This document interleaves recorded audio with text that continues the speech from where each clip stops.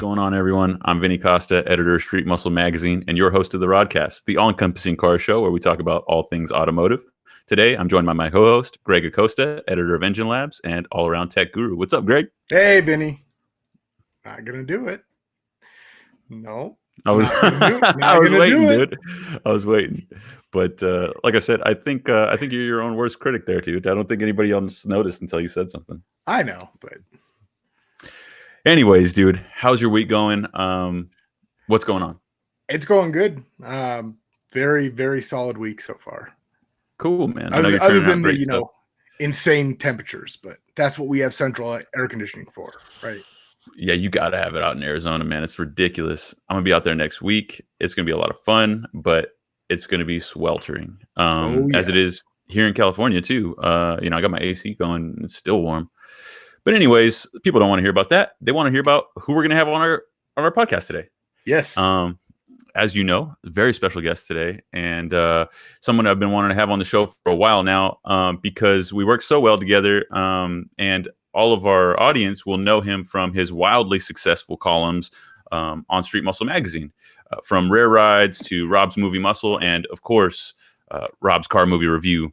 We got Rob Finkelman. What's going on, Rob? How are you guys? Gentlemen, look. How are you? Doing all right. Can't complain, It's dealing with what we're dealing with day to day, like everybody else, but keeping busy. And I guess that's all you can do right now, right? Yeah, man. I mean, I'm grateful that we have the time to do this, the opportunity to do this. I'm grateful we have the technology to do this, even though we were having some hiccups just a moment ago, but we seem to be recording fine now. Yep. And I'm grateful to be talking to a friend, man. It's so good to see you. It's been, a while since the LA Roadster show. That's correct. Just before we came on air, we were talking about it. So yeah, when was that? January, I think. Yeah, I think it was January, literally right before everything shut down. But that was a fun time. I introduced you to my dear friend Sean Davis, who that day looked like he had COVID-19. Do you remember that? I do. I remember. Yeah, I remember that was when everybody was like, "Are we taking this serious? Are we not taking this serious? Is COVID a thing?" And people were sick, but dude, it's fine. He was probably the super spreader, Good old Sean. No, I kid. He was sick that day, but he's a great guy, and you just did a podcast with him. Yeah, that was a great one, man. We had a lot of fun. He told us about the heyday of hair metal, and he also told us about Autotopia LA. Shout out to Autotopia LA. If you don't know what we're talking about, go check it out, autotopiala.com. I'm sorry. You getting a call or something? Perfect timing. Yeah. Sorry about that. Yeah, it happens, man. No worries. Yeah. But yeah, that was a great interview. And right after that, I was thinking, dude, I really, your name is in the back of my mind, been in the back of my mind since we started the podcast. I wanted to have you on. But I know that, after COVID happened, everything was kind of crazy. Now we're finally able to connect. And for those in our audience, they don't know, you've run several recurring columns, very successful columns on Street Muscle Magazine for a long time. We had a brief hiatus, but you're back now, and we're going to get into all that. But before we do, I would love for you to shed some light on your background. What makes you a quote unquote expert on these films that you critique and the cars that are in them? So why don't we start at the beginning, and I'll let you take it away. Sure. Well, I was born in New York City, which isn't exactly a car mecca. It's not the first place you think of when you think of where car nuts come from, not say Los Angeles or what have you.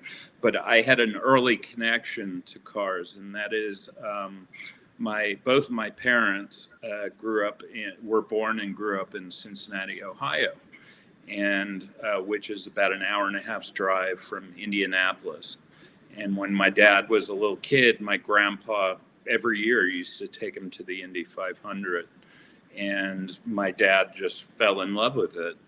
The noise and the danger. I mean, we're talking the early 50s when, those cars were just basically lethal they were bombs. They were like a gas tank with a guy sitting in the middle of it doing like 180 miles an hour or whatever it was in those days. It was crazy.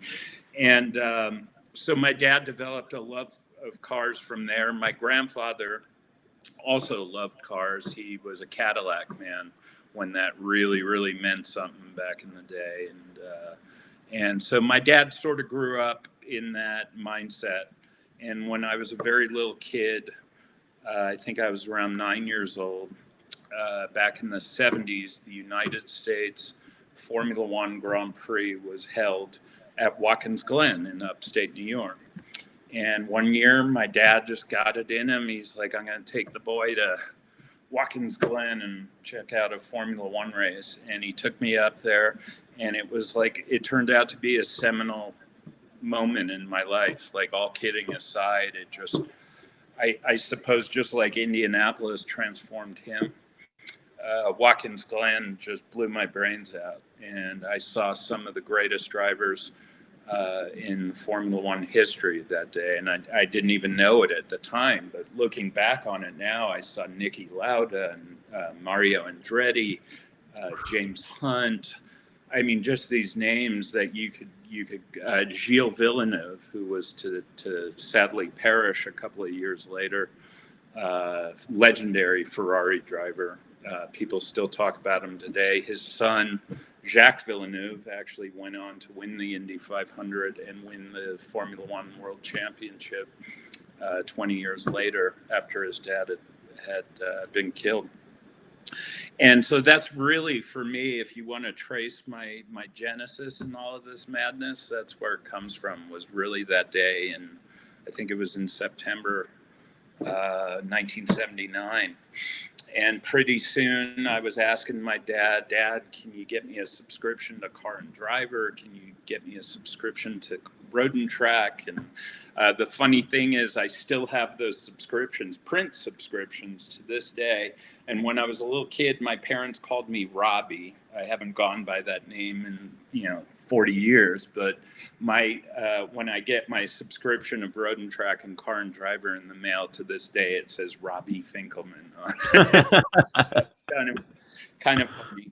But that's where it all began. And I'm one of those people who love to learn. I love reading. I always have. I was a good student. And I just, over the years, just started absorbing everything I could, because cars just fascinated me, and continued to go to Formula One races, IndyCar races, stuff like that.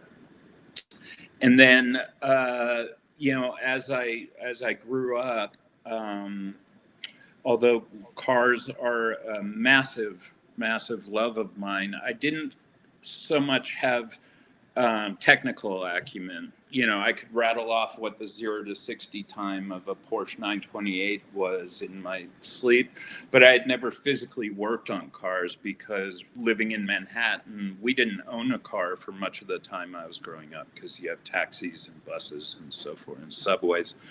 And so when I got to the age where I figured out, where do I want to go to college? What do I want to study? What do I want to do? I picked the other great love of my life, which is filmmaking. And I went to NYU Film School, the Tisch School of the Arts, and I majored in film and television production, did a lot of cinema studies, where you would sit in classes and watch movies, and then you would typically have to write like a 20-page term paper, pick a film that you watch during the class, and really break it down into all of its thematic elements, technical elements, editing, you name it. And so I moved, after I graduated from NYU, I moved to Hollyweird in 1993. Just in time, a few months before a gigantic earthquake, which was like my welcome to LA, the earthquake. And I immediately just jumped into the film business. I started at the bottom. I started being a production assistant and just trying to meet people. And in fact, at a party, no, sorry, my father, who is a lawyer, one of his partners had a sister who lived out in LA who was, and I think she still is, a very prominent, she was an assistant director at the time in feature films. I think now she's actually a producer. And, you know, through that connection, I got hooked up with her. She in turn hooked me up with a guy named Herb Gaines, who was a fellow assistant director who at that time was just working constantly. And I worked on a film called Heaven's Prisoners with him, with Alec Baldwin and Eric Roberts and Kelly Lynch. And we shot a lot of it at the Warner Brothers studios in Burbank. And Herb, when that film ended, Herb, I guess, liked me and saw that I was eager and a hard worker. And he said, my next gig is actually a television show, which I wasn't really interested in. I came from a film school and I was kind of snobby. You know, in those days, television was kind of garbage. Whereas today, television, you know, Netflix and all of that, television and series are kings. But back in those days, the cat's meow was really feature films. And he said, my next gig is a television show. And I kind of went, And he said, no, you should come with me because it's constant work. You know, a film, you're working for 3 months on set and then boom, you have to find more work. This was a full season, which is 22 episodes in Hollywood. And if it was a successful series, you could be working on it for years. And as a young, you know, freelance kid, that he was like, come with me. And I did. And that show turned out to be Nash Bridges. And that was really my first serious big gig in Hollywood. And we were based out of Don Johnson's production office. He had his own production company right off the Warner Brothers lot on Riverside Drive. It was the penthouse offices that used to be occupied by two very notorious producers, Hollywood producers, John Peters and his partner, Peter Guber, who, amongst other things, produced all the early Batman movies with Michael Keaton and had produced like 1,000 mega movies, and then had gone on to run Sony Studios when Sony bought Columbia, MGM and Columbia Pictures and that whole lot in Culver City. They were picked to run it for Sony and were very notorious in that respect. They blew through money there like you wouldn't believe. And ultimately, they kind of got fired, but they were given a golden parachute and were allowed to say, we're moving on to greener pastures. But they were crazy and they got fired. But this was their ex-offices on Riverside Drive. So it was like a highbrow gig, you know. Rob, before I let you get into like the real story behind working at Nash Bridges, I'm curious, when you moved out here from New York, was it like what you thought? Was working in the industry like what you thought it was going to be like? What was that like? It was a culture shock for me because I had traveled a lot as a kid because my dad was really into travel and had taken me to select places in Europe, and I got to see Egypt and South America and stuff, but I had never lived anywhere else. In fact, until I moved to LA, I had never even lived in a house before. I had always lived in an apartment. And so there was a culture shock there. I was very eager to come to LA because being a film student and an obsessive like film connoisseur, you know, it was like moving to Mecca kind of to me. That's how I saw it. Yeah. But at the same time, you know, New Yorkers are New Yorkers, and they're snotty about it. They think New York is the center of the universe, and everywhere else is just kind of a step down, And I came here kind of with that attitude, but at the same time was so eager to have someplace to explore that was brand new, and it was Hollywood. And I can remember when I first moved out here, I'd just hop in my car at night and I would get lost. I'd just drive. I had no idea where I was going, and I'd just drive aimlessly around the boulevards of LA. And that's how I got to know the layout of the city. Was night after night I'd get lost. I'd have my Thomas guide. Do you remember? Yeah. Oh yeah. Pre-nav system. You had like that book of maps, and I didn't know. What car were you driving at that time? What's that? What car were you driving at the time? Oh, I moved out here with a Ford Mustang convertible, like an '87 Mustang. Okay. First car. My parents bought it for me on my 21st birthday. And I moved out here, I guess I was like 23. Nice. Or 22. 23 years old, just graduated NYU. You're out in Hollywood with your Mustang. I see you. Okay. Yeah. And believe me, I took full advantage of every party that LA had to offer and every nightclub. And I really immersed myself in LA life. And very quickly, I found I was happy here. I really very cool. To this day, New York will always be my home. If you cut me open, I'll bleed New York. But LA is home. And I love this city.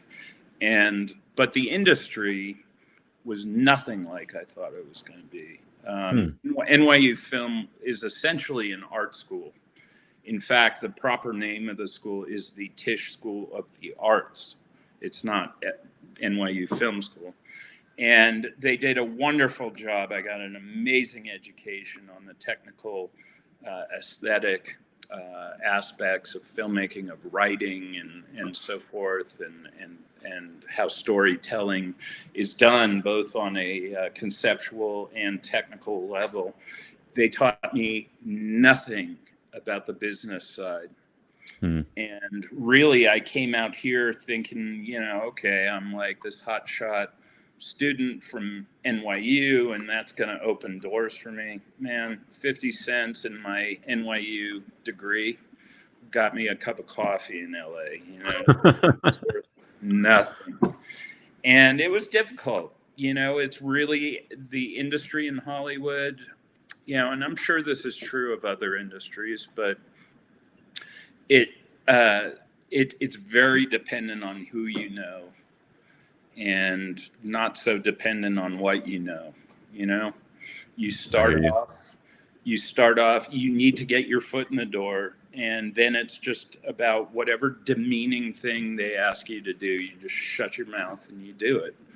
And then later on, people will maybe realize that you've got a brain between your ears, But if you think, and maybe this is a lesson to other people who want to follow in the same footsteps that I walked. If you think you're going to come out here and people are going to, think you're the next Stanley Kubrick, it doesn't work that way. Be prepared to be humiliated, start from the bottom, fetch people's coffee, deal with sometimes very difficult, demanding people.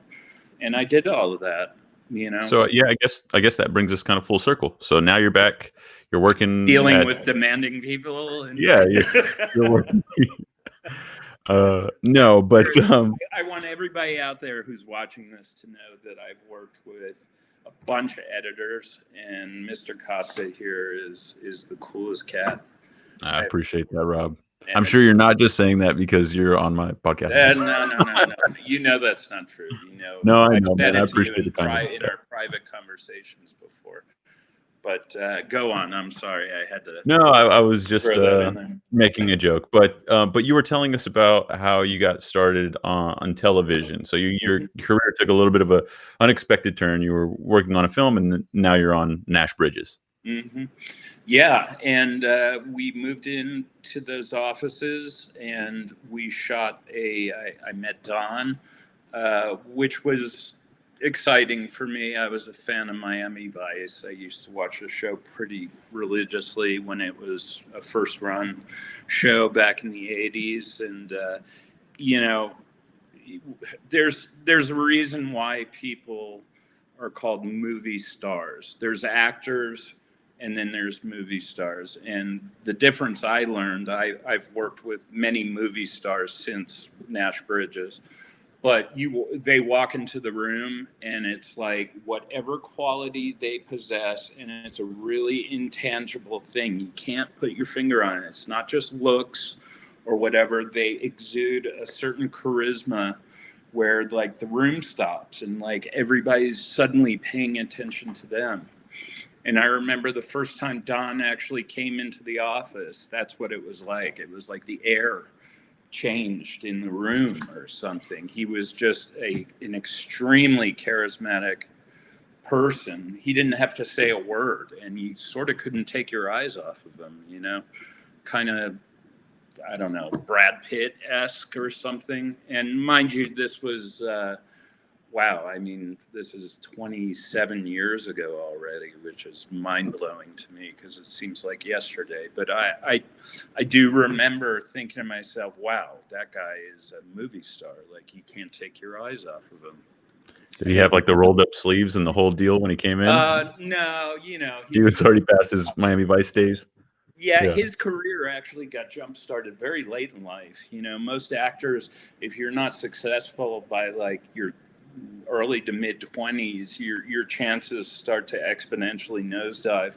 He didn't really get Miami. He was well into his 30s when he got Miami Vice. And prior to Miami Vice, he had a couple of feature films that were stinkers, and he would have guest, quote, guest star spots on TV shows and stuff. And he really wasn't a working actor in the sense that he had to do lots of jobs on the side to support himself like most actors do. And then Miami Vice came along, and it was just this cultural phenomenon, you know. And so he was already, I'm going to say he was in his early 40s by the time I met him. And that's, you know, like I said, That was another 5 years ago.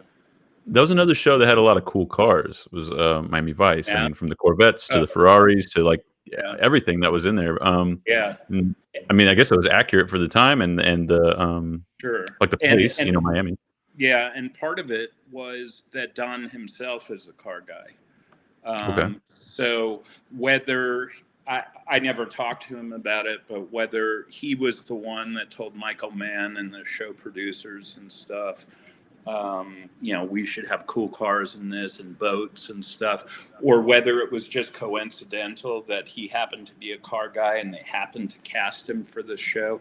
It was like a great symbiosis because in real life, he's a serious car guy. And in fact, he raced cigarette boats. I don't know how That's many awesome. people know this, but professionally, like those, you know, every once in a while you'd be turning the channels and there'd be like a cigarette boat race and off of Key West or something. He actually did that, and it was no joke. I mean, you can get killed real easy doing that. Those boats are doing 120 miles an hour, sometimes on choppy seas. They capsize. All sorts of things happen. I don't know much about boats, but those boats, from what I understand, are huge. Those are massive boats, right? Those cigarette boats. Those are 60-foot, like very thin hulled, but sometimes twin hulled, like catamaran style boats, but very narrow. And they'll have like, you know, 3,000 horsepower of Lamborghini powered engines, or some of them were jet powered. And he used to race those things, and he was a car guy, and that, you know, that appealed to me, certainly as far as the show was concerned, because like you said, the first few seasons, they had a Daytona Spider, Ferrari Daytona Spider, which I'm going to blow everybody's memories. I'm gonna ruin all your memories out there, but believe it or not, that wasn't a real Ferrari. It was a Corvette. What? Yeah, it was a Corvette with a Ferrari kit body on it, because they originally were going to go for a converted Ferrari Daytona. Very few Daytonas were convertibles, okay? And the ones, even back in 1993, the ones that were still in existence, were very expensive cars, but they thought they could get a Daytona hardtop, chop the top, and plug it into the show. The problem was you can't keep a Ferrari Daytona running. And for stunt sequences and stuff in that show where they're jumping and stuff, that car will be a pile of steaming parts in like 3 episodes.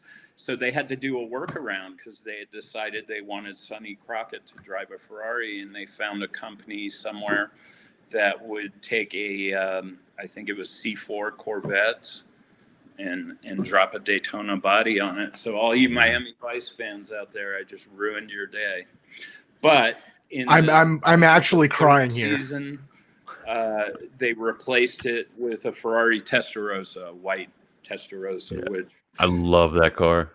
Boy, in its day, man, if you were gonna go into the average kid's bedroom of that era, like a car-loving nut, like you were, like I was, if there wasn't a poster of a Lamborghini Countach or a Ferrari Testarossa on the wall in that kid's bedroom, you probably didn't want to be friends with him because he didn't know what was cool. I still have my Testarossa model in storage. I was gonna say I still have mine. I still have my Hot Wheel of the Testarossa. Mine was a model. I didn't pay. I left it red. He was a car guy, and then I guess it was natural for him because he did Miami Vice. Then he did some film work for a while after that show ended, and he wanted to come back to television. And he pitched an idea to, I guess, some people at CBS who bought the idea.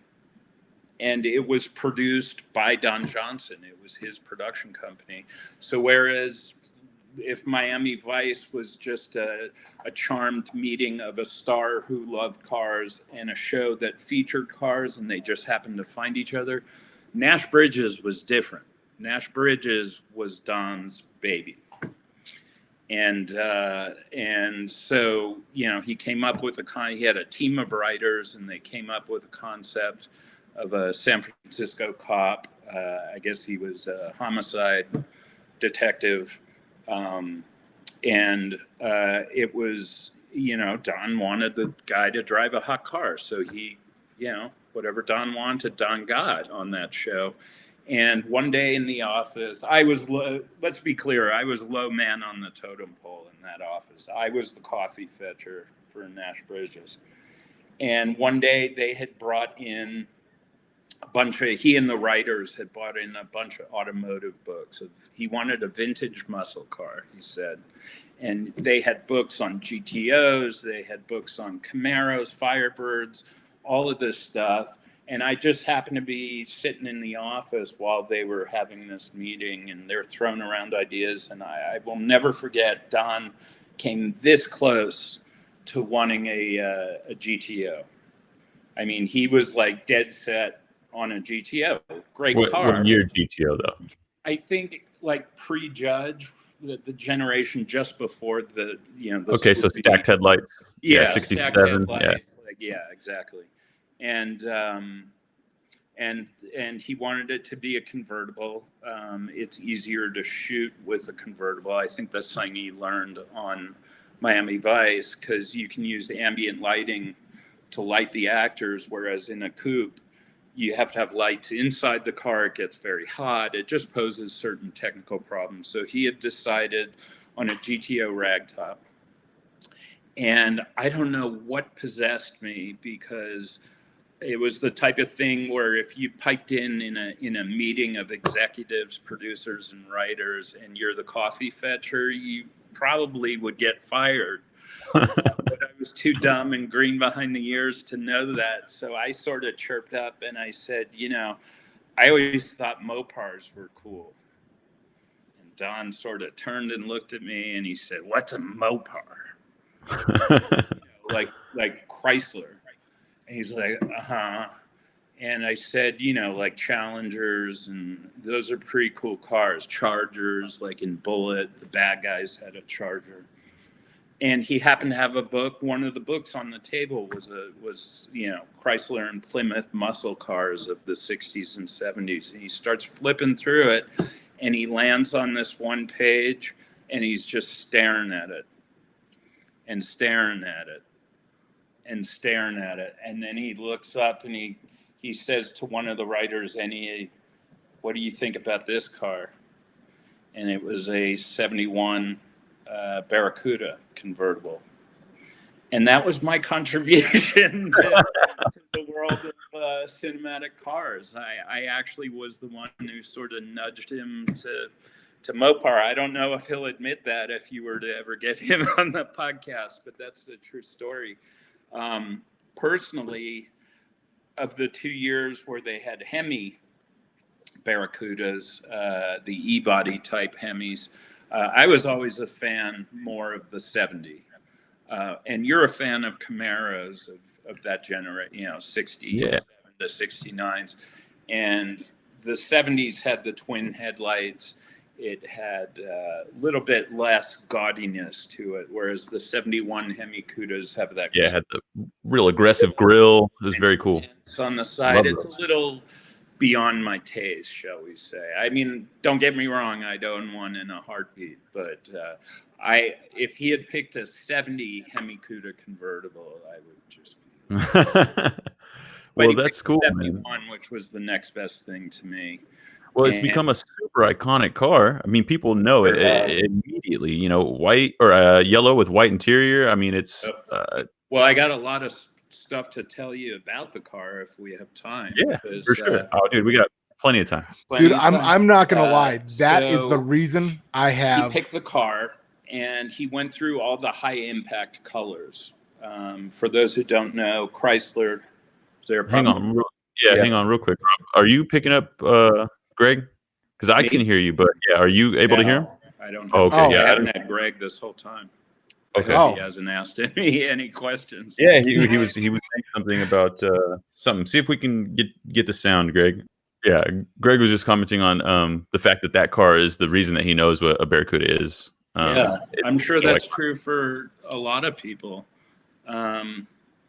He picked that car, and then there were a couple of issues that became apparent. Number one, if he had picked, let's say, a GTO, if he had picked a Mustang, a Camaro, whole host of different types of muscle cars, procuring them would have been a snap, because there are actually people in LA, their specialty is finding particular cars for movies. And as you know, GM was pushing out just thousands upon thousands of GTOs, of Camaros, of, maybe not GTOs, but like Le Mans Tempest, Yeah, you could easily you could dress them up easily to look like a GTO if you don't want to trash a real GTO.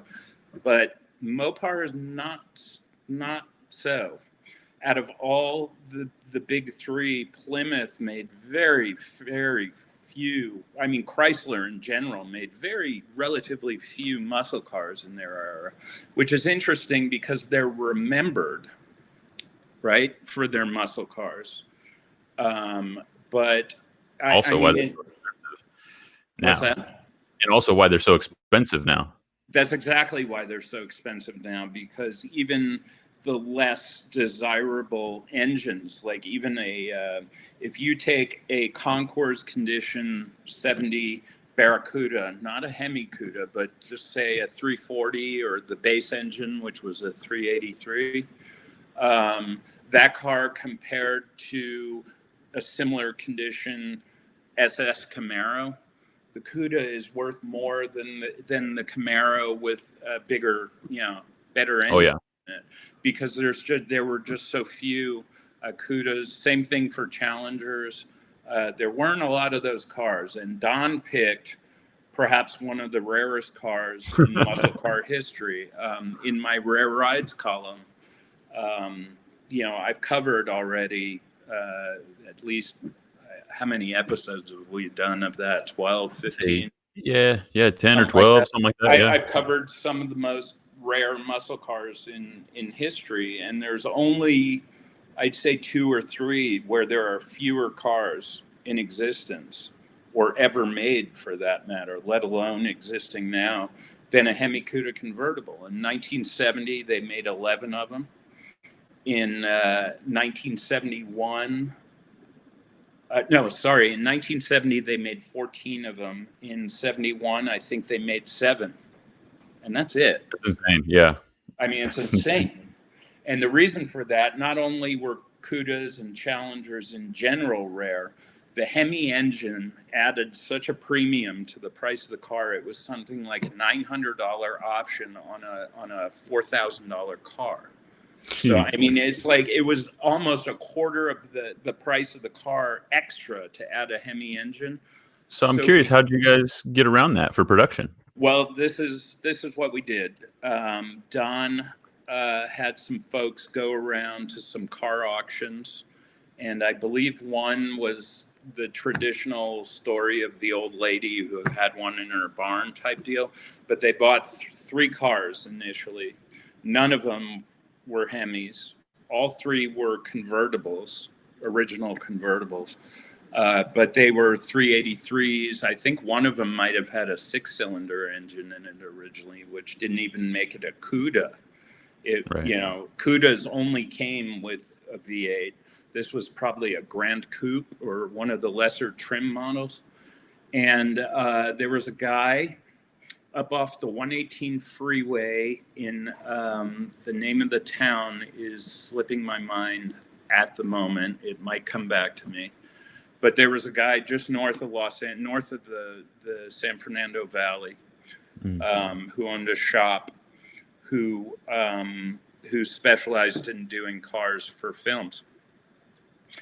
And he was the one who put together these cars. None of them were yellow because, as I was started to say before, Don wanted one of the high impact colors for the car. Chrysler offered things like Cudas and Challengers in regular colors like black, white, green. But then they offered a slate, just like they do today, actually, with the Challenger and the Charger. They offered a slate of, crazy colors. And there was Limelight, which was like a Dayglow green. There was Moulin Rouge, which was like a bright pink. Panther Pink as well, no? Well, that was the Challengers, whereas the Dodge Plymouth color was equivalent. Moulin Rouge, but it was the same exact color. And he looked through the reds, the Tor Red, the Hemi Orange, all the different colors. And for whatever reason, he settled on what was called Lemon Twist in Plymouth parlance. And I remember at least one of the cars was blue, like B5 blue, which was like a metallic medium blue. Love and that. This guy up at that shop just sprayed all these cars. He redid the interiors. He somehow found things like original grills, because as I said, one of the cars was a Grand Coupe. It wasn't even a Cuda. So the accoutrements on the exterior features of a Grand Coupe are different than a Cuda. And were they all convertibles? They were all originally convertibles, but that's basically it. That's all they had in common with a Hemi Cuda. I think one of them was a V8, I know for sure. One, I think, as I said, was a 6-cylinder. And I don't remember so much about the third car, but he made them all identical, And movie cars, another thing I'll blow people's fantasies about. Movie cars are usually crap. Okay, the car that looks like it is just, flawless. When you get up close to these cars on set, they got scratches all over them. They're filthy. They're, the camera tends to hide all of that. And so these cars weren't, Concours quality cars. They were thrown together. There were paint drips on the sides and stuff. This guy, the guy who did the cars, he had like a month to prepare 3 cars for a TV show that could run for years. So he had to really hustle. And they weren't the tightest, cleanest cars you ever saw. Did you guys have a hero car on that show? Yes. There was one car that was better looking than the others, cleaner than the others, and that was used for close-up shots, what they call the hero car. And the other two were stunt cars. As I recall, I think both of the stunt cars, it's funny because I wrote an article about Don Johnson's car that y'all can check out on Street Muscle magazine, and I forget some of the facts and figures right now. I think the stunt cars were automatics, and then the hero car was a stick with the Hurst pistol grip. The pistol grip, yeah. Because Don had insisted he wanted the character to drive a stick. That's what kind of guy Don was. Don's car was a shift car, but I believe and pardon me if I'm forgetting some of these things. I know there'll be a comment, Rob doesn't know what he's talking about. And he wasn't there. I was there, I promise. This is all a true story, but it's 27 years ago, so I might have forgotten some of the details. But I know Don's car, the hero car, was a 4-speed with a Hurst shifter. And I think at least one, if not the other two cars, might have been automatics. Which are much easier for stunt driving.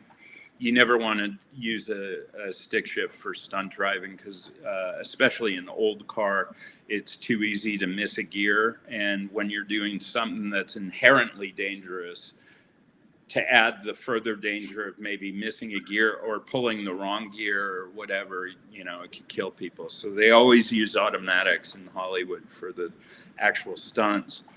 And wait, so you're saying that in Fast and the Furious, they really don't have a 16-speed transmission? I know there's a great meme that goes around every once in a while on Facebook where it's a shot of like a truck, like a semi-truck shifter with all the lows and highs, and it says, the caption is the shifter from the Fast and Furious movies or something. So I bet you just have to cringe when you watch those. No. But anyway, because Don knew that I was a car guy, just based on my suggestion that he look into Mopars at that initial meeting, he was kind enough to let me be the liaison between the production office and the restoration shop. And so once a week, I used to drive up there and I would buy like a disposable little Kodak camera way before cell phone cameras, kids. And I'd take pictures of the progress of the car. And somewhere in a box in my attic, I have all those pictures. I know when I moved to my current house, I saw those pictures from 1993. And if I ever get up there one day, I'll bless the world with my shots of Don Johnson's Nash Bridges cars being built. But on the very last day before the cars were due to be shipped to San Francisco, where the show was shot, I went up there with a checklist to make sure everything that the production required had been done. And the owner of the shop, I was like, he could see I was drooling over the car. And he's like, "Kid, you want to ride?" And I was like, "Yeah." And he took me around the block a couple of times. It was the 383 car, big thumping V8, and just sounded so nice. Modern muscle cars, one of the things they lack, and I'm a Challenger owner myself. That loping idle, because of the firing order of those engines, because they were carbureted, a whole bunch of reasons. Modern, direct injection engines, just don't sound like that. This car, it was like thunk, thunk, thunk, thunk, thunk at idle. And I was in love, and I jumped into the passenger seat. And this guy put the spurs to it around the block a couple of times. And it was a pretty fast car, compared to today's stuff. It's what was in that one? Do you remember? That car that he drove me in, it was the 383. 383 V8. And then it was the Hero, so it was the 4-speed, or what? Yeah. Did it have like a 7? Yeah, it was the 4. That's how I know one of the cars was a shifter, because I remember I hopped in the car and I had never seen a Hurst pistol grip shifter before, which is kind of a weird looking thing. Yeah. The first time you see it, because it's like faux wood grain and it's just a silly thing, and it says Hurst on the so chrome. Cool though. So cool though, and I remember him shifting and spinning wheels and stuff, gear to gear. That's awesome. That's how I know one of the cars, at least one of the cars, was a 4-speed. And yeah, he took me around the block, and I was just like, my smile extended behind, to the back of my head. And that's really my love for Mopar now started there. Really Very started cool, there. I was aware of him. I was the one who suggested Don look into him, but I had never ridden in one or anything. Yeah, as far as rare. And origin story, that's a great one. Yeah, getting a ride in that CUDA convertible was really something. And and they passed the car off as a Hemi CUDA convertible in the show. I think if I recall correctly, in the pilot episode, it was explained that his brother had bought the car new and then went off to Vietnam and got killed in Vietnam. And Don was his younger brother, took the car and kept it all those years. That's how a police detective ends up driving a priceless, even in those days, a very expensive muscle car. So very cool. Yeah. So Rob, so you're working on the show with Don Johnson. You're working on Nash Bridges. How long did that last? How long were you there? And then from there, how did you come to be working with me, man? How did I get so lucky? Yeah, I only worked on that show for the first season, actually. It was a tough gig for me. Everybody had gone up to San Francisco to actually shoot the show. I never went up there. I stayed in LA and worked at the office. And I was kind of known around that office. I told you about how I got there. The fellow Herb Gaines, who I had worked for on a feature film and who had become the line producer on Nash Bridges. I think he got fired or he left for some reason. And it was kind of like, since I was his boy, I sort of lost my job in the process. And it was okay because, in my spare time, I was writing scripts. I was writing ideas for TV shows and documentaries. I was educated as a writer. I wasn't educated. There's nothing wrong with it, but I wasn't educated to fetch coffee. Right. I had this motivation in me to ever hire. I didn't want to do that job so long. So even though I was let go, I wasn't crushed by it. Right. And then pretty soon after that, I went to a party. I was sharing in those days a house with a guy I went to high school with in Laurel Canyon, famous Laurel Canyon, home of some of the great rock stars of the 60s and 70s. Janis Joplin lived there for a while. Jim Morrison's house is still standing there. The Mamas and the Papas, you name it, they all lived in Laurel Canyon. It's really one of the great Hollywood Hills neighborhoods, very famous, very old. And I had found a house there. I had been living in an apartment in Hollywood prior to that. I found a house in Laurel Canyon, split it with a buddy of mine.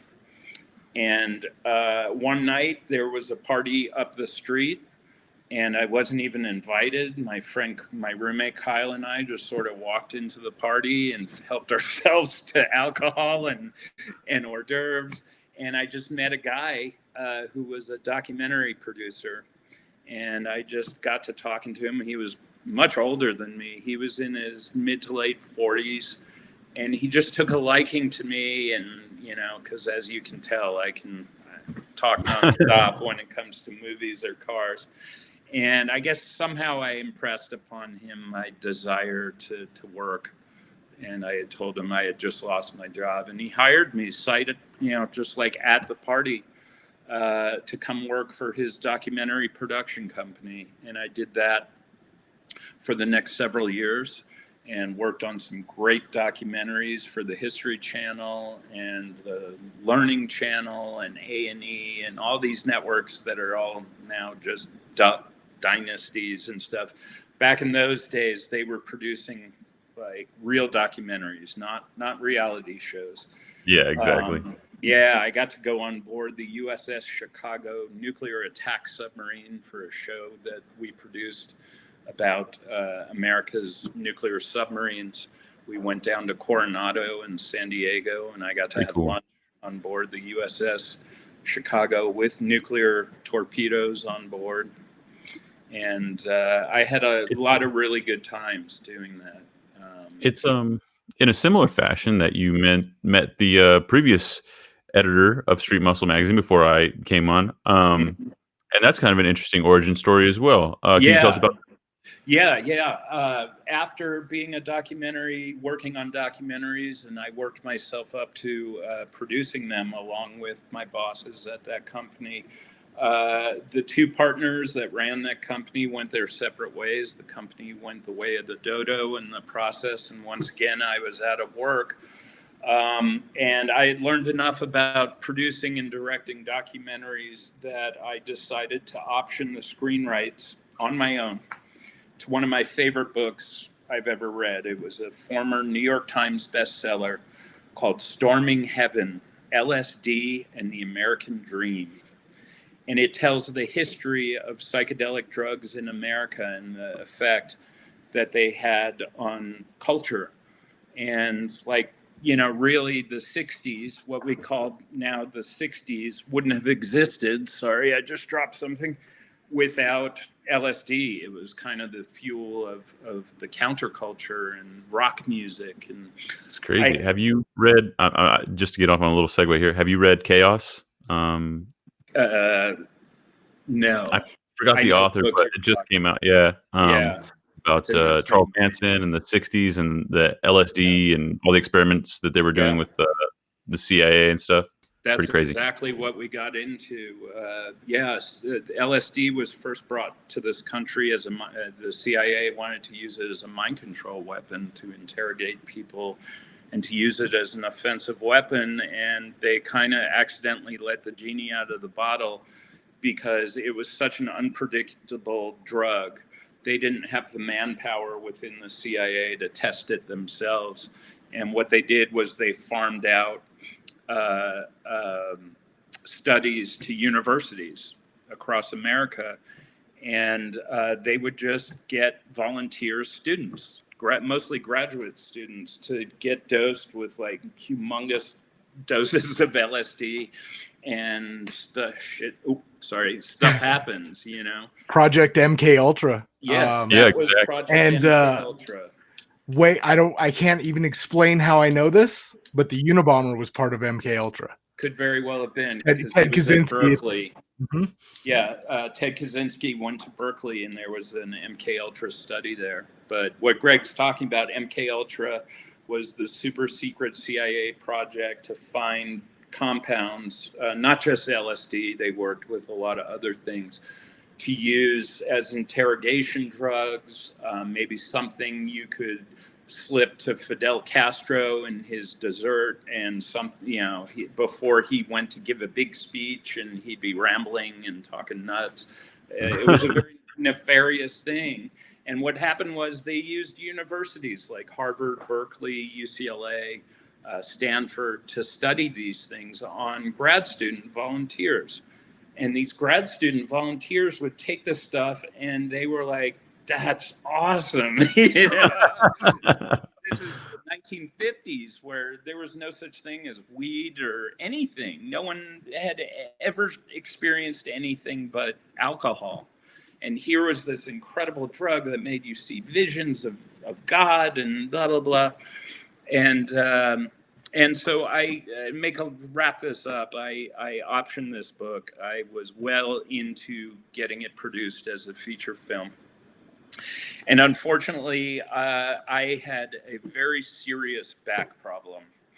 I was having sciatic pain down my legs. I had a degenerative disc disorder, and I had to go on heavy pain medication, and ultimately had a fusion to repair the problem in my back. But the project fell apart, in no small part because I was out of my head on OxyContin and all these things. And one of these days, I swore to myself, I'll get the option rights to that book and finish that project again. But that put me out of action for literally 3 years of my life. I was not working. That's terrible, man. Yeah, my wife Stephanie was picking up the slack, and it was a very tough time. I finally got off of those medications. I just detoxed at home, and my back was fixed. I had a great surgeon, and I was back on my feet again. And I had bought, right when I had healed and I had gotten off the medication, I had bought a 2012 SRT8 392 Challenger, the first year of the because I, having my experience with Nash Bridges with the CUDA, and then in 2008, out of nowhere, Dodge releases, this look-alike to the early 70s E-body cars. The first time I saw it, I was driving a BMW in those days. But when I saw, I don't, aside from my first car, which was a Mustang, I had never driven another American car. I had had a series of BMWs, and I had an SUV at one point, but I saw that car debut. I actually saw it in 2006 when they debuted it at an auto show, the show car prototype. And I was like, oh man, if they make that car, it's just like, take my money. And sure enough, in 2008, they brought it to production. I had a lease on a BMW at that time, and literally like a week after the lease was up on the BMW, I went to Glendale Dodge in Glendale, California, and got myself an SRT8, and loved that car. And I joined a car club, a Challenger club. And every year, I'm sure you two know this, but maybe some of the folks in the audience don't. In Orange County, California, it used to be in Orange County, now it's held in Pomona, California. Every year there is the Springfest Mopar show, in which a few thousand modern Mopar owners congregate and just celebrate everything that we love about Mopars. And that happens every year in March. Sadly, this past year, COVID put the nix on it, but I started going to that every year with my car club, and I'd meet great people, and it was a 2-day event. And it was just great. It was just a bunch of guys who loved Mopar and me. I couldn't ask for more. And one night I was with a girl, Julie. Hi, Julie. One of my good friends, Julie Graydon. She introduced me to a guy named Michael Harding, who happened to be at the Springfest. This was Friday night, the day before the show. She introduces me at the Friday night get-together to this guy, Michael Harding, who explains to me he's a writer for Street Muscle magazine, which I had been familiar with, being a muscle car nut. And I just got to talking to him, and I told him, just like we're talking here, we just were like two guys, common interests. And I told him I was from New York, and I was a film school graduate. And, I got into Mopar because of Nash Bridges, and basically the line of conversation we've had here.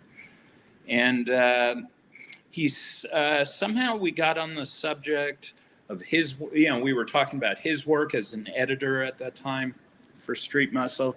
And I said to him, just as an offhand comment, I got a good idea that you should write a story on. And he said, oh yeah, what's that? And I said, my favorite music to this day is still the stuff I listened to as a teenager. It was Led Zeppelin, the Rolling Stones, the Beatles, the Doors, all of that late 60s hippie stuff.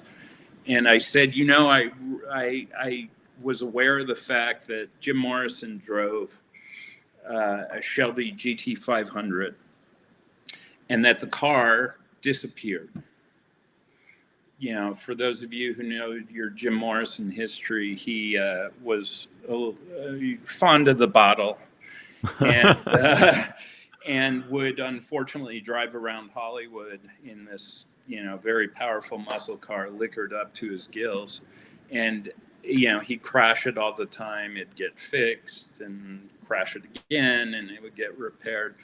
And no one knows really what happened to the car, but a lot of people surmise he crashed it and it was totaled. And no one ever saw him driving the car again, and he never really talked about it to his friends again. And I said, Michael, you should write an article like whatever happened to Jim Morrison's GT500. It was a 67 that was given to him by the president of his record company, Elektra Records, because Light My Fire and the first Doors album, Light My Fire became a #1 song of 1967, and the Doors' first album knocked the Beatles off the top of the charts that summer, the Summer of Love.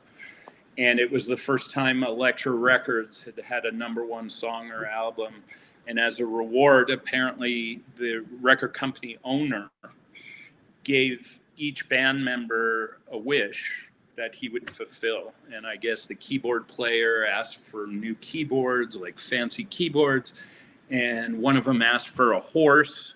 And Jim, being the star, the front man, jokingly said, I want a Shelby Mustang. And it's interesting how he locked onto a Shelby Mustang. This is a good story. There's a very famous picture of Jim Morrison where he's very young and he's not wearing a shirt and he's stretching out his arms like Jesus Christ, sort of. And the haircut he had in that photograph was like very famous, apparently. And it was done by a fellow by the name of Jay Sebring. And if that name sounds familiar, it's because 2 years after he gave Jim Morrison that famous haircut, he was killed by the Manson family at the Tate residence up in Beverly Hills. And Jay Sebring in those days was kind of like the first Vidal Sassoon, if you will. He was the first mega men's hair stylist, because men used to go to barbershops in those days, And he was the first guy to ever hit upon the idea that you could get men to pay a lot of money to do what they used to do just for women and give them really slick haircuts. And he drove a Shelby GT350, a 66 was Jay Sebring's car.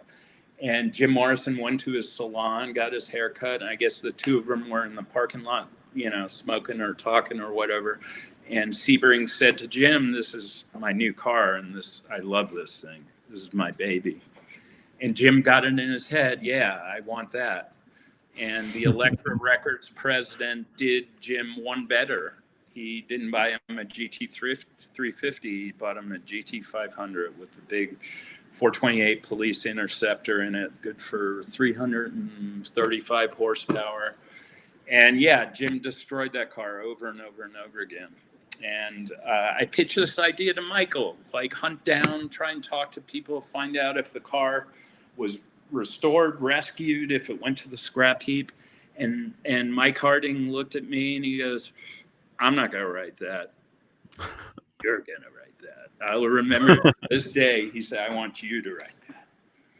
And I had a new career just like that. I was a filmmaker for almost 20 years in Hollywood. And then the next thing you know, I'm an automotive journalist. And I wrote that article in 2015. I talked to a lot of people in the article who knew Jim Morrison very well, including a lovely guy named Tony Funches, who was Jim's bodyguard for the last few years of his life. And unfortunately, Tony has since passed away. And he was just a delightful guy. Never met him in person because he was quite elderly and sick by the time I got to him. But, he told me incredible stories and stuff. And his opinion was that car was totaled and that it was crushed. It went to a junkyard and was crushed. But there's a lot of people around this country that don't believe that.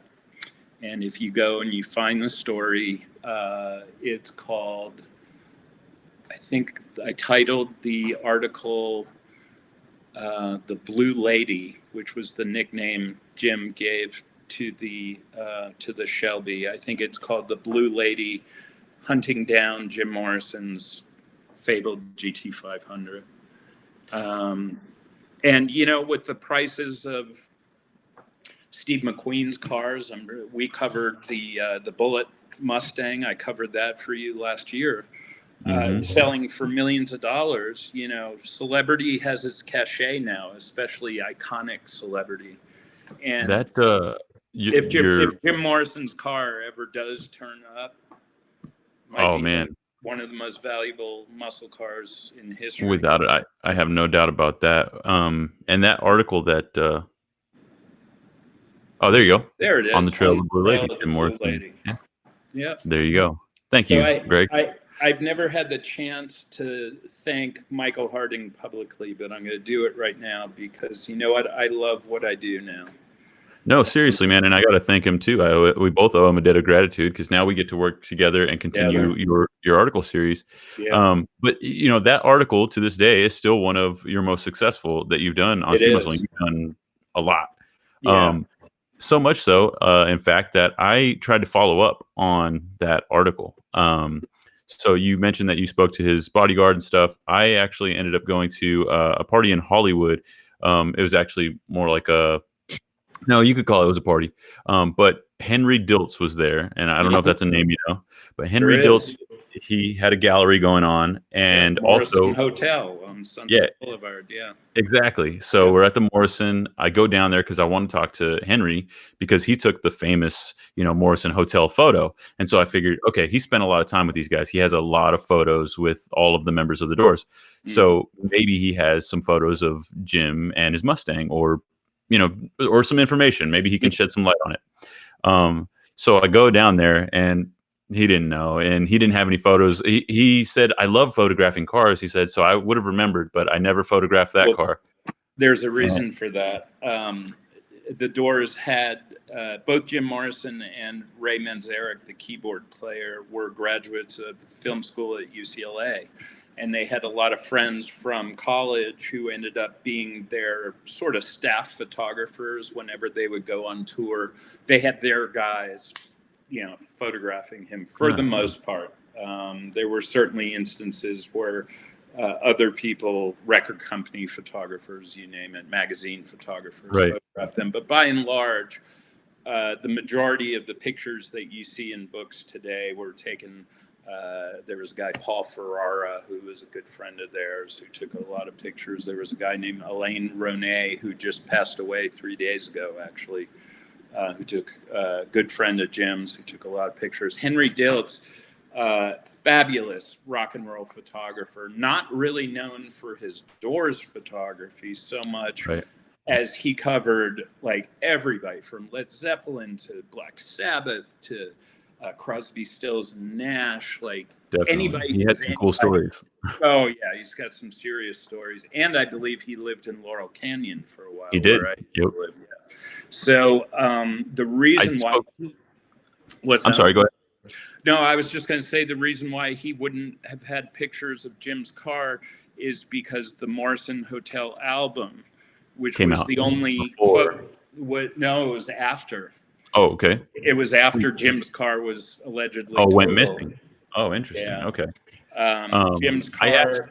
The last time anybody saw Jim driving the Blue Lady was around August of '69, and Morrison Hotel, the album, came out in 1970, and I think the photograph of the cover of the band, which Henry Diltz took, was probably taken around New Year's of 1970. So the car was already gone, and that's why.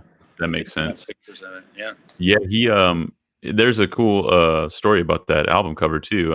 They weren't supposed to take that photo, and I guess they tricked the bellhop or whoever to kind of take off, and they ran in and took the photos real quick. Yeah, or I think it was something like that. Yeah, or perhaps they waited around until the front desk guy had to run upstairs to do something. Yeah, he took the elevator up. As soon as he took off, exactly. He's a super nice guy. Henry was a joy to talk to, but no, he didn't have any information. So I asked Robbie Krieger. Robbie Krieger was there that night, and I somehow worked my way up to the front and asked him. He was performing with Miley Cyrus of all people, and she did I thought she did a pretty good rendition. But anyways, he had no idea. He was like, lots of people have asked me, and I don't know. Yeah. And that's all I got. The person who probably knew best was my Facebook friend, Tony, because in the last 2 years of Jim Morrison's life in LA before he moved to Paris, he and Tony were together every single day. It was Tony's job because Morrison's drinking had gotten so out of hand. It was Tony's job, not so much really to be his bodyguard, but to be his babysitter. Because Jim was like a full-blown, out-of-control alcoholic and would get himself arrested a lot and lots of bad things. And the band had hired Tony, who had worked for the Rolling Stones prior to that, and was at that infamous concert at Altamont. He was security for the Stones while the Hells Angels, who were security for the whole show, were beating the hell out of people with pool cues. Tony was a large man. He was a 6'5" veteran, African-American man, veteran of the U.S. Air Force in Vietnam. And he had served, and he came back to America and somehow got involved in taking care of rock stars. And Tony was with Jim Morrison every day. You know, when Jim wasn't working, they'd go to the beach, they'd go to Barney's Beanery, and he'd keep Jim from having that 15th cocktail or whatever that would send him over the, over the edge. And no, it's such the lore behind that car and just the story in general. I'm so glad that you sought to capture it. So if you guys haven't checked it out, go Street Muscle Magazine, check it out. Yeah, not to hype my own work, but I've written a lot of articles that I really enjoyed researching and writing and was very proud of how they came out. But that very first one was kind of magical because it combined cars and rock and roll and LA and all the things in this world. So then when I came on, you were already doing Rob's car movie review. And that's correct. And it was one of my favorite songs. That was also a Michael Harding suggestion, by the way. For sure, and it was a great one too. It was a column I had been following for a long time before I came on as the editor, just as a fan of the magazine. Nice. So then when I came on, I was like, this is one column that I don't want to change anything about it. In fact, I'd like to expand.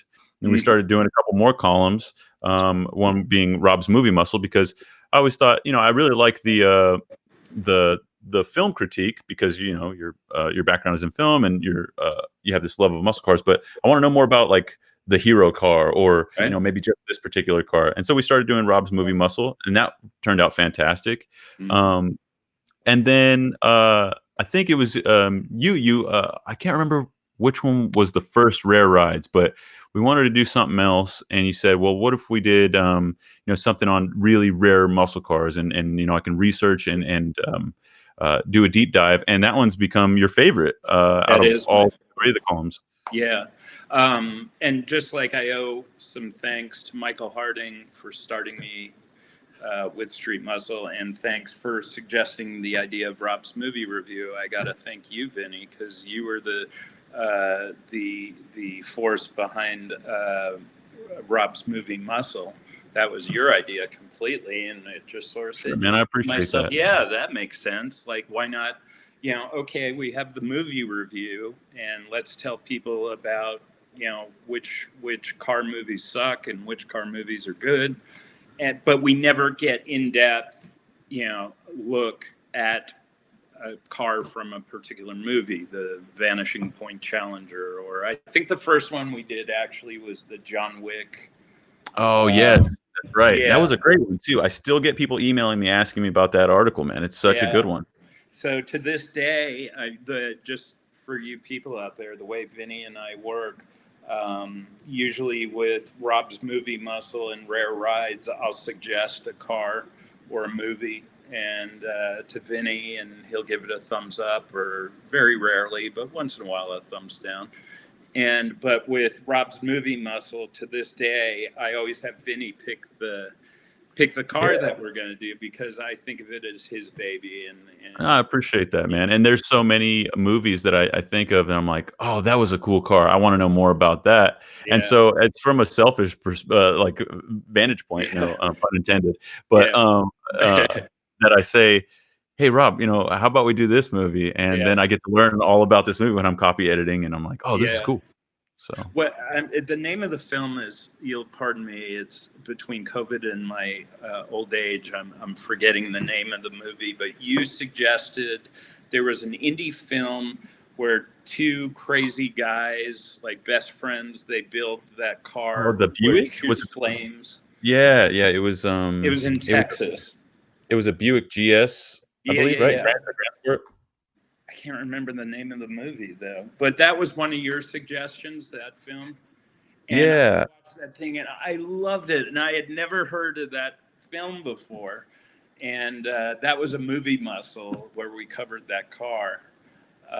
If you can come up with the name of it, people out there, go read my column, and then definitely, if you don't read my column, watch the movie, because it was really crazy. Was that a movie review? The name of the car was Medusa. And it was the movie, the name of the car was Medusa, and the name of the movie was called Bellflower.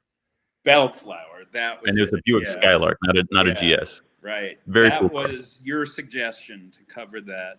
And that was a great instance of you and I working together really symbiotically, where, I think you had just said to me, I saw this thing and it's crazy and it would work perfect. Yeah. And definitely. I watched it and I loved it. It was like an Austin Film Festival submission or something. And most people have never heard of it, there's rare instances where you actually haven't seen one of the films that I pitched to you or whatever. And so it's cool, then I get to read your column. And I'm like, because a lot of times I haven't seen it either, but I'll see a car from it and I'll think, oh, that's cool, I want to find out more about that. And then I'll read your column and I'm like, okay, maybe I won't watch this movie. It didn't get a good review from Rob. I'll tell you, Rob's movie review, some of the reviews are fun to do, and some of them not so much, man. There were a whole bunch of bad car movies made especially like the 70s. Oh man. The cars themselves are awesome, but the movie, awesome, but not so much the movie. I did one.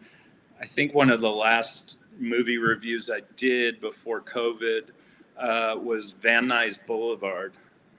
Boy, was that a stinker. That was just hard to sit through. It's just, 2 hours of just nonsense. Just be sitting there, like, watching it, holding my head, like, oh, what am I going to say about this? But you know what? I always say what I feel. And I think that's the key to the column. Some people love the original Gone in 60 Seconds, that crappy low budget film. I like the remake. Love it for what the moxie, the balls that guy Halicki had for just making his own car movie. But that movie is almost impossible to sit through. It doesn't make any sense. And at a certain point, you just got to say, well, I know I'm going to offend people out there who like worship the original 1974 Gone in 60 Seconds, but it's a piece of crap. And I'm just going to call a spade a spade. And I do. And all in all, I've gotten some choice, comments and emails, but by and large, people respect that For you, what have been your favorite Rob's movie muscles columns that you've written, and what have been your least favorite, just off the top of your head? Off the top of my head, early on I did the original Vanishing Point from 1971. That's a seminal movie for me. I love cinema of that era, that Easy Rider, late 60s, early 70s. That's my favorite era of filmmaking. It was like a real exploration of existentialism. It was the rise of some of the great American directors. Like Coppola came out of that era. Scorsese came out of that era. Kubrick was at the height of his powers, although he lived in England. He was a New Yorker, actually. And the style of filmmaking in those days, that stream of consciousness, sort of hippie, maybe even LSD influence style of filmmaking. Easy Rider, Vanishing Point. That's my favorite era. So yeah, Vanishing Point was one of my favorite reviews, and a film I had never seen before, even though it was a notable film. I picked Two Lane Blacktop, was one of the early movie reviews I did, which is a really strange film from the respect that the two lead actors were not actors. The director, for whatever reason, picked Dennis Wilson, the drummer of the Beach Boys, who was also, by the way, this goes full circle, he was a friend of Charles Manson, so somehow we've tied J.C. into Dennis Wilson, into Jim Morrison, but Dennis Wilson and James Taylor, the singer-songwriter, James Taylor, those are the stars of that movie, and it has no plot other than the fact that it's two guys who owned a souped-up 57 Chevy Bel Air that drive aimlessly from town to town, city to city, drag racing for money. They say like so few words in that movie. The driver doesn't have a name. His name is just Driver. If you watch the credits. And you have like maniacal GTO, like Air Force pilot, kind of weird. It's a very strange movie. Highly likely it is drug influenced, as I said. But it's a beautiful film. It was, although it's about cars and gearheads, it was done in a very serious artistic way. It was not a smash bang cannonball run type of thing. It was an art house film, and I that really resonated with me, and somehow I had missed ever seeing that up until 2016 or whenever I wrote that article. It had slipped through my cinematic radar, and that was great. And I'll tell you which other film was a joy to review. Arguably my favorite car movie of the past 20 years was a film with Ryan Gosling called Drive. Oh yeah, Drive is a damn good movie from a car guy standpoint to just a movie standpoint. That's a damn good film. Very artistic. Yeah, one of my favorite things about that movie, surprisingly, at the time, I think it came out in 2012, was the soundtrack. I thought it was a fantastic soundtrack. Fantastic soundtrack and the director of that film, Nicholas Winding Refn is the guy's name, took a lot of influence in making that film from car movies from the past, which is something I noted in my movie review. For example, there was a film in the 1970s with Ryan O'Neal where he plays a getaway driver for some crooks, and called The Driver. And the title of this film is Drive. Okay, so there's an obvious connection there.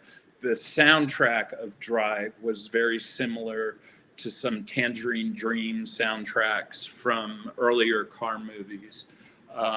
The lack of dialogue in that film, you just mentioned how Two Lane Blacktop, there's basically no dialogue.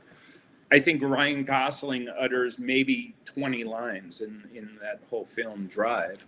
And that's an homage. This film, it got me on two levels. Number one, there's some cool cars in it. There's a great car chase in it between a Mustang GT and a Chrysler 300C. To your point, very reminiscent of Bullitt. There you go. This guy did his research. It got me just on a basic level. It's a car movie about a driver, but it's also an homage to the car movies that this guy obviously loved. There's Bullitt in there. There's Two Lane Blacktop in there. There's The Driver in there. There's a whole host. One of the things I really like about it too is, and this is just something that I read a while back. I'm not sure if it's true. Maybe you can shed some light. Is that Gosling picked his car and he picked a '73 Malibu, or was it a Monte Carlo? It was. Trying to remember. I think it was a Malibu. Yeah, so he picked a '73 Malibu. And it And was it's a primer. He had it primered up and stuff to make it kind look of like an oddball car, but yeah. totally cool. But there are some great cars. There's a scene. What's the actor's name who was the star of Breaking Bad? He was also in the remake of Godzilla. Yeah, he played the father on Malcolm in the Middle. Yeah, that guy. Bryan Cranston? What's that? Bryan Cranston? Bryan Cranston. He has a role in the film. He sort of plays the driver's mentor. Oh, and that's the other thing. We never learn his character's name. He's just known as Driver throughout the film. Exactly. So, yeah. So another nod to Two-Lane Blacktop. But Bryan Cranston plays the driver's mentor in that film. And there's a scene, Bryan Cranston's character owns a garage where he, soups up cars and stuff. And oh man, there's a lineup of cars in that garage scene that are just like, there's just a bevy of like Pontiacs and GTOs. Plymouths and yeah, exactly. Pretty hot so I looked up here, and I guess it wasn't a Malibu, it was a '73 Chevelle. It was just a Chevelle. There you go. See, I don't have a watertight memory for these things, but I do enjoy writing the columns. I enjoy very much working with you on them. And I appreciate that, man. So those have been your favorite, Rob. What's that? What have been? I said, so those have been your favorite. Yeah. What have been your least favorite movies? One of them I just named. Van Nuys Boulevard was a tough one to get through. As I said, the original Gone in 60 Seconds. And when I say original, I'm not talking about the Nicolas Cage one that you've all seen. I'm talking about a film that came out in 1974 that was put together for like $60. That's a hard film to sit through. Oh God, I've done so many. Let me see. There was one. I'm not even gonna pull the name of it. There was a thing about moonshine running down in somewhere like Alabama or Louisiana. Older film. Guy runs a Tri-5 Chevy. Oh, I vaguely remember which one you're talking about. Yeah, you did not give it a stellar review, to say the least. No, that was virtually painful to get through. I can't remember the name. I remember you emailing me, telling me that like this is really bad. Like, I can't do this. And in fact, there was one movie that I was going to do for you, and I watched it and I refused because it was so bad. It was a Burt Reynolds film. I think it was called White Lightning. And it was just god awful. And I was just like, dude, just let me. You don't like those movies even for like the campiness?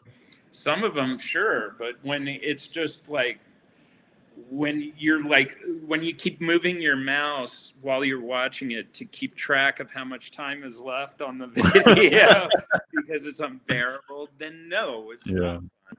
Yeah, so my bread and butter, if you will, when things were normal in a pre-pandemic world, Vinny and I would have 3 standard columns every month. There was Rob's Movie Muscle, Rob's Movie Review, which was my original regular column, and then Rob's Movie Muscle, which, as I explained, Vinny came up with the idea for. And the third one that I was doing every month was Rare Rides, which is actually my favorite of all. Rare Rides, it's sort of a longer format article. Usually we do 2,000 words, and we take an in-depth look at only the rarest muscle cars ever made. And when I'm talking rare, I'm talking cars where there were like 1 of them, 2 of them, 15 of them. Like, we never get into the 500s with these cars. Some good examples: we did a 69 Corvette ZR1. We did what else have we done? We did the Hemi Coronet convertible, in which there were 2 of them made. And these are cars, that I'm aware of, that I've seen before at car shows, let's say, maybe even some cars I've been in before, but that these are very rare versions of those cars. In other words, there was a ton of Coronets made, but there were only two, with a Hemi engine and a convertible top. And I just didn't know anything about these cars, So for me, the reason why Rare Rides is my favorite is because of that. Because when I research the cars every month for that column, I learn something new that I never knew before. And I think early on in the podcast, I told you guys I'm just like a learning junkie. I didn't appreciate school when I was young. If I could be a student now at 50, I mean, forget about it. I'd do it for free. I just love studying, and Rare Rides every month was an opportunity for me to pick a car that I'm sure many of you out there never heard of before or even knew existed. And we had a brief hiatus because of COVID, but I'm happy and really pleased to announce that I'm back to work. Yeah, man. Back to work. Super excited. Yeah, Vinny asked me, okay, I got room for you again. I got budget. I got room. What do you want to do? Pick your column. And right away I said Rare Rides because it's my favorite. And I decided to pick my favorite muscle car of all time to cover. And should I reveal it? Should we talk about it, or is it too early? No. We can definitely talk about it. You've already submitted it to me, so by the time this airs, it'll already be up. So yes, go ahead. Okay. Reveal it. So my return to Street Muscle, my triumphant return to Street Muscle magazine, is going to be this month's Rare Rides, which not surprisingly covers the 1971 Plymouth Hemi Cuda convertibles. See, you can take the kid out of Nash Bridges, but you can't take Nash Bridges out of the kid. So that's what I chose to do. And this article, in contrast, I was just saying how I love Rare Rides because I get to research and learn about a car I knew nothing about. This month's Rare Rides was a little different because I know a thing or two about Hemi Cudas. Definitely, man. But yet they were still, when I write these articles, we get down into the nitty gritty, and there were options that I wasn't aware of, that I learned something about. And some of the development of the car from the prior generation of Barracuda, I didn't know. So I did learn some things on this. Just like I do on every Rare Rides, but I hope you guys are going to like it. I think that's why they're so successful, man, and it's really why I love that column as well, is because I'll read it while I'm copy editing it or making notes, and I'll I'm just like, wow, I didn't know that. Nope. I'm continually saying that to myself, Yeah. and it's totally cool, man. And I think our audience picks up on that, and they like it for the same exact reason. So we're very appreciative of it. And I'm glad to have you back, Rob. Thanks. Yeah.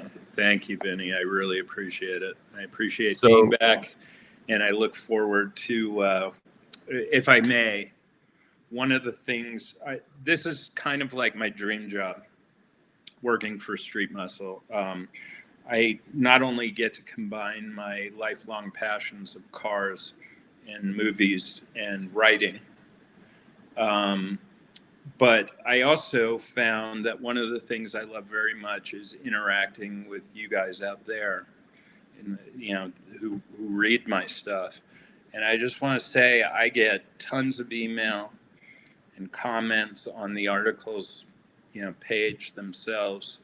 And some people, there's trolls out there. I've gotten the occasional, comment or two where I was like, wow, who peed in that guy's Cheerios this morning? But by and large, all kidding aside, the support I get from people on social media, where I publicize my articles all over Facebook, Twitter. I get some amazing feedback. people who genuinely tell me, I had one guy once say, I had like the crappiest day of my life today. I lost my job and I came home and, I was going to like just drink myself into oblivion. But before I did, I just happened to log on to Street Muscle and I read your article, and you know what? For 20 minutes, you just took me out of all my BS that I'm living through. And that's awesome, man. That's powerful. I got to tell you, that is something, I didn't train to be a journalist. I never realized I was going to be one. And I got to say, it's an extremely satisfying vocation. I was just about to ask you that, Rob, because you're a really talented guy, and you have a very unique writing style. When I read one of your pieces, it's not like anybody else's that I read, and it's not cookie cutter at all. You have this fabulous, vocabulary, and I really enjoy reading your articles. Where does that come from? How have you developed that? First of all, thank you. I appreciate that. You've always been super complimentary and might I say protective over me too, when there might have been pressures on you to cut things down or whatever. You've really stood up for me on more than one occasion, and it's a mark of a great editor, and you know how I feel about you in that regard. So thank you for that. Appreciate it.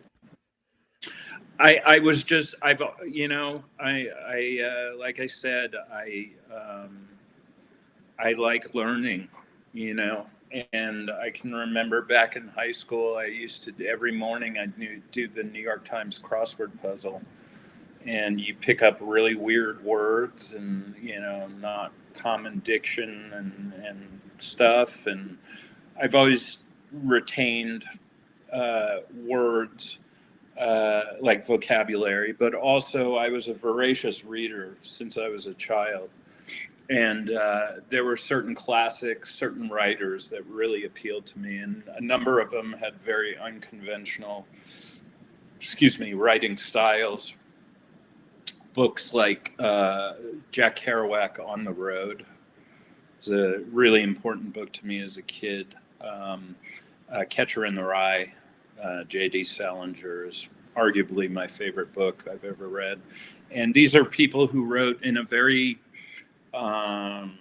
rhythmic way, where the sounds of the words sometimes mean as much as the words themselves, if that makes sense. There's a rhythm, a cadence to it.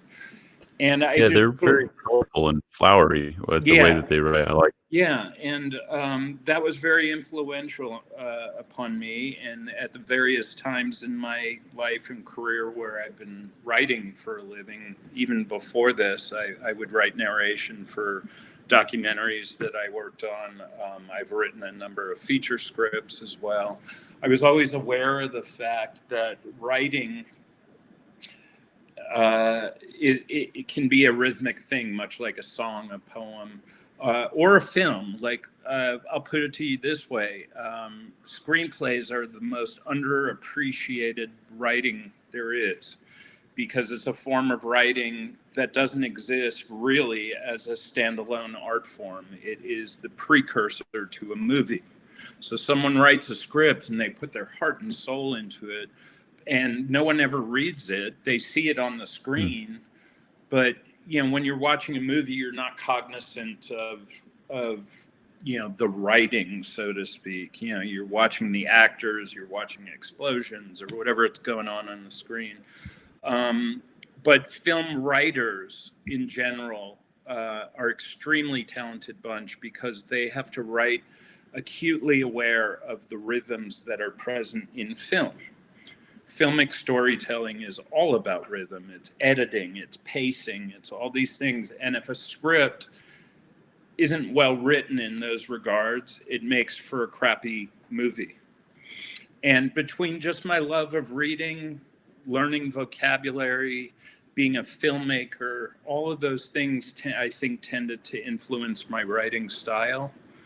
And it does come off sort of rhythmic, and it doesn't, I try not very hard consciously also, not just subconsciously, but consciously, to make every sentence fresh or different somehow, you know? Right.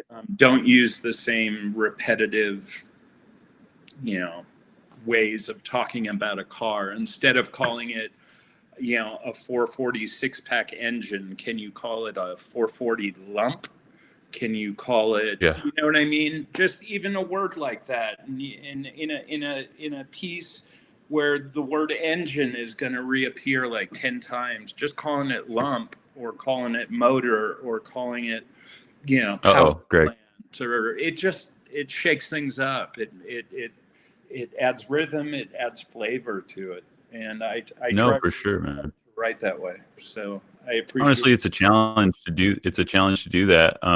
It's a fine line to walk between, you know, like maintaining your artistic voice and you know, having that nice, colorful diction, and also keeping it in layman's terms, you know, and because when you're explaining something extremely technical, you can't get too complicated with the way that you write, because it has to be Sure. digestible. Or is that a word? to the point. Greg? Yeah, you have to get the info across. Yeah. Yeah. But there are ways, like I said, I think, where you can spice up something that's going to be very, very dry. I mean, if you're talking about polyglass tires, you know, it's just like, there's ways to spice it up, even if instead of using the word tires, you use rubber. You know, you say that Hemi Cuda ran on some serious rubber for the day instead of tires of the day. Definitely. So, yeah, I mean, I appreciate readable. I appreciate all the work that you put into all your columns, Rob. One more time, can you tell us? Well, I guess, you know, by the time this episode airs, you guys can check out Rob's latest column, which is Rare Rides, for the month of August. This isn't going to be the last that we see of him. Oh, this is going to be a recurring thing. There will be multiple new articles coming from Rob, but they might be Rare Rides. They might be his movie review. Just keep an eye out. We're gonna, rotate them. So. We'll figure out that rotation. Rob, before we let you go, is there any parting shots that you'd like to give? Anything like you'd like to say before we let you go? Just that I feel very fortunate. I really am doing what I love doing, and I get to combine a number of my interests, as I said, between film and cars and writing. And I really appreciate everybody out there who takes time out of their lives to respond to what I write. It really comes from here. You know, I'm not just doing this for a paycheck or, I care, because I know a lot of you people out there really care. And I'm just having a blast. I'm providing stories to a group of people who think the same way I do, you know, and love the same things I do. So if anything, just thank you to you, Vinny, and thanks most of all to the people out there who care like I do. Thank you so much, Rob. For all those who are watching, drop a comment in the comment section below and let us know what cars you want Rob to cover in his movie review, Rare Rides, Movie Muscle. Let us know what you guys want to see. You know, we're always keeping an eye out. And Rob, again, thank you so much, man. We'll talk to you soon, brother. Hey, this was fun. Anytime, man. Ask me back and I'll be here, okay? Yeah, this definitely won't be the last time you guys see Rob on the RodCAST. Awesome. Take care, guys. So there you have it, Greg. Rob Finkelman, everyone.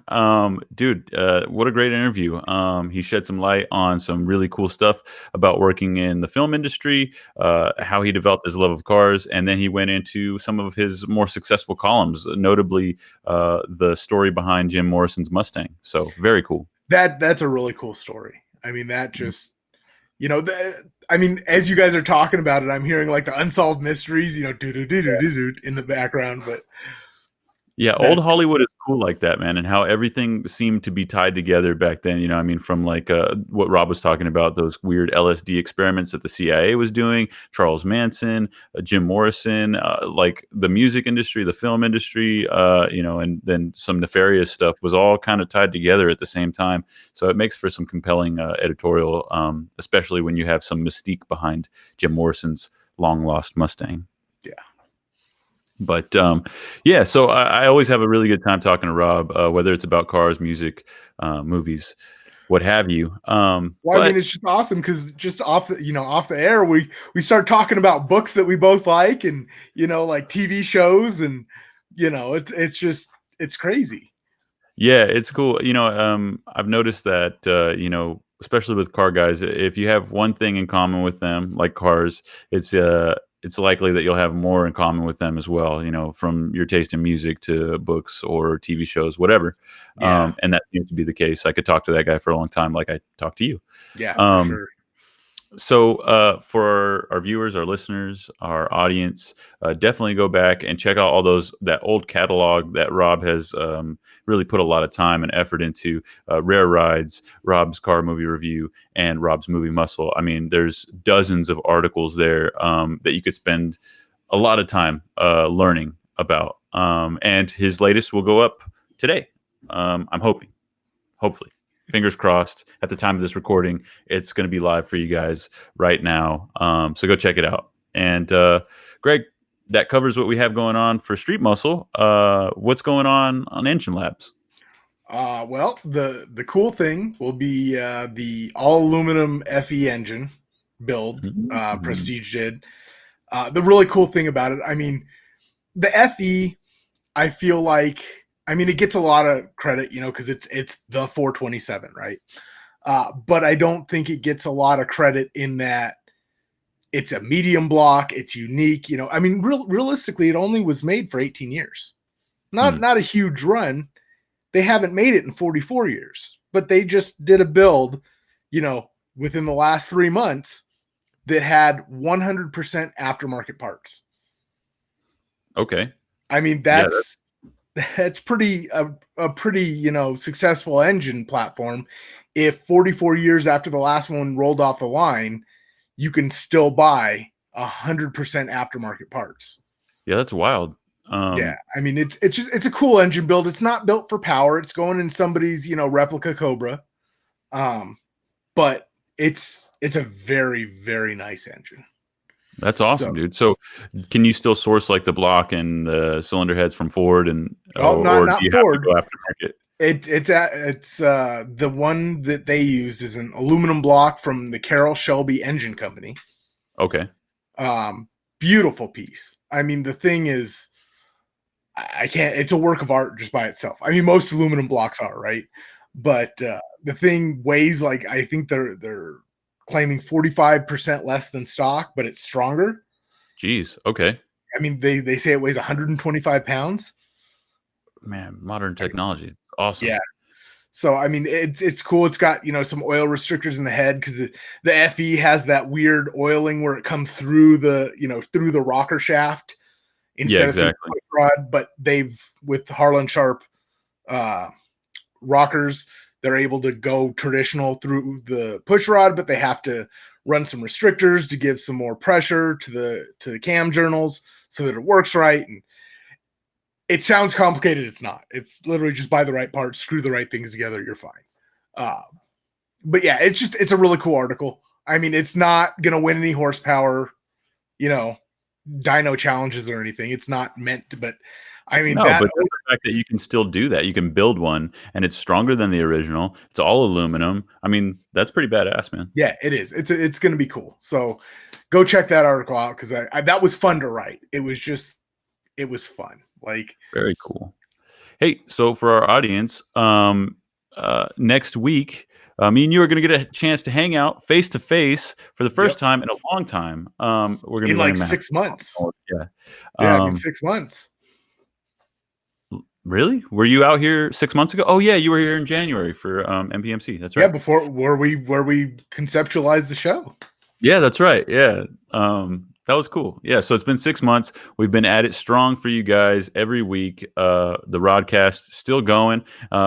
Thank you guys so much for tuning in and watching. Our viewership has grown since the very beginning, and it's continuing to grow. So thank you so much. And you guys have been active in the comment section lately, so appreciate it. But yeah, so next week, Greg and I are going to get a chance to hang out face to face at a racetrack of all places. In Arizona, heading back to Bondurant. If you guys saw, what was it, 2 weeks ago, I published a video on Street Muscle's Facebook page where I picked up a Hellcat Challenger that the guys at Bondurant let me borrow. Thank you guys. And so I'm taking it back to them. I'm going to be doing a 3-day road course with the Hellcat and then a 1-day Demon drag racing course. And so Greg is going to be there helping me cover the whole ordeal, and we're going to have a really good time. So I don't know if we'll have time to record an episode while I'm out there, but we might do something. So just keep your eyes peeled. Now, can we talk about what you're going to walk away with, or is that on the still? Yeah, I think maybe we keep that under our hats for now. All right. Now, are the Bondurant guys gonna like let me park there in my Mustang, or like is this gonna be a problem? I mean. Well, in the future, hopefully, we'll get him on the podcast. I've asked him if he wants to do it. He was open to it. His name's Mike Kessler. He works over at Bondurant. Really cool guy.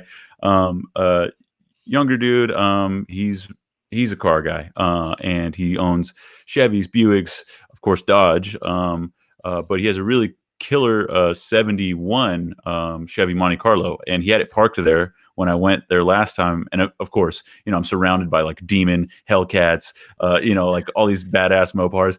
And the very first thing I say is, "Whose Monte Carlo is that?" and he's like, he just starts laughing. He says, "Yeah, it's mine." So no, I don't think there would be a problem if you park the Mustang there, dude. Okay. I want to make sure I'm not going to like come out to, Mopar, stickers over my Ford badge or. Yeah, man, just like all kicked in and dented. No, I doubt it. Well, I mean, Bondurant isn't exactly anti-Ford. They ran Mustangs for a while, and yeah, and I almost bought one of those once. Yeah. Really? They had them? Yeah. Well, they didn't. A guy I know up in Minnesota had one of them, and he was just doing like some fire sale selling. I don't know whether he was just trying to buy another GT or what, but he had one of the SN95, the orange ones. Yeah, I know which one you're talking about. I was planning on telling them when I returned that Hellcat, I was like, if you guys ever want to sell this, give me a call. But keep an eye out, you guys, for the review of that car, and then obviously the review or the account of how the classes went. That will be tied to editorial. There will also be video. So keep an eye out. We're still cranking out great content on streetmusclemagazine.com, enginelabs.com, and all the magazines on powerautomedia.com. So go check those out. Follow us on Facebook. And of course, we'll see you here next week, Friday at noon, like always. Yeah. I think that's all we got for him, Greg. You got anything else? So. No, I'm pretty much tapped out for today. All right, guys. It's been fun. Peace out.